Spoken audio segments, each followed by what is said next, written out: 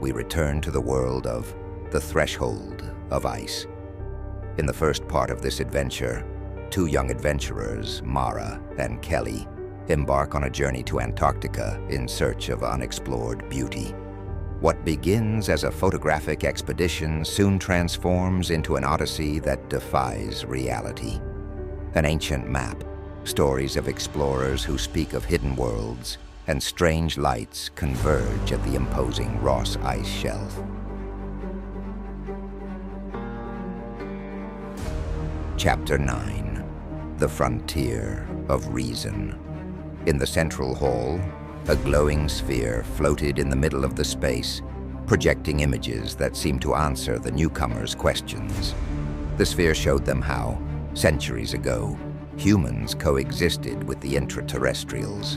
Atlantis, Lemuria, and Asgard were not just myths, but advanced civilizations that thrived before being hidden behind barriers of ice.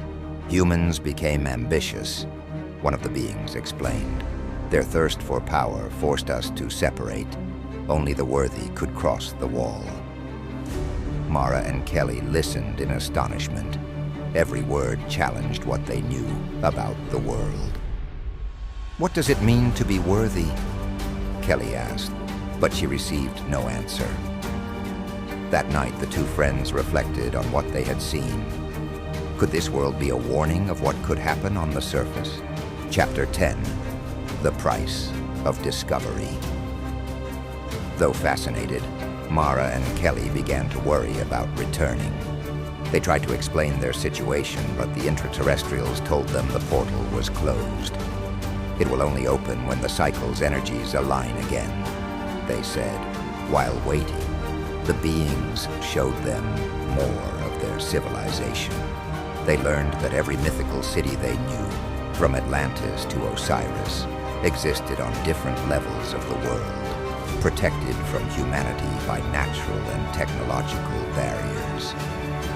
"This knowledge must not leave this place," they warned. "If it does, not only will your lives be at risk, but the balance of this realm will be endangered." Chapter 11. The Labyrinth of Time. Time in this world didn't follow normal rules. Entire days passed in what felt like minutes, and nights stretched endlessly. Mara and Kelly began experiencing visions of other moments, memories of their childhoods mixed with glimpses of possible futures. "Is this real?" Mara asked one night. Kelly didn't answer.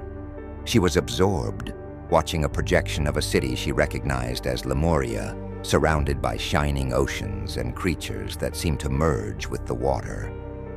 With each day they spent there, they felt their connection to reality slipping further away. Chapter 12. The Hidden Truth. An elderly intraterrestrial led them to a secret chamber where ancient records were stored. There, they discovered how the world's governments had worked to hide the existence of these realms. Photos, maps, and accounts from explorers who never returned confirmed that what they had found was no coincidence. "You shouldn't have come here," the elder told them. "What you know is a danger to yourselves and to all those who protect this place." Mara began to understand the magnitude of what they had found. Returning to the outside world would no longer be a simple matter of survival, but of maintaining a balance they didn't fully comprehend. Chapter 13. The Guardian of the Portal. As they waited for the portal to reopen, a being older than the rest appeared before them. Its presence was imposing, and its voice resonated directly in their minds. "I am the guardian of this threshold. My task is to protect this place from those who are not ready to know the truth." The guardian offered them the chance to return, but at a price. They had to promise never to reveal what they had seen. "If you do, your world won't be the only one to suffer the consequences," it warned. Chapter 14. decisions beneath the ice. The Guardian's offer divided the friends. Kelly wanted to stay and learn more about this world, while Mara insisted on returning. "This is too dangerous. We don't know the consequences," she argued. "And what if this is our only chance to understand the truth?" Kelly countered. The tension between them grew as the time to decide ran out. Ultimately, they agreed to return, though they knew their friendship had been forever changed. Chapter 15. Antarctica's Legacy. The day the portal reopened arrived.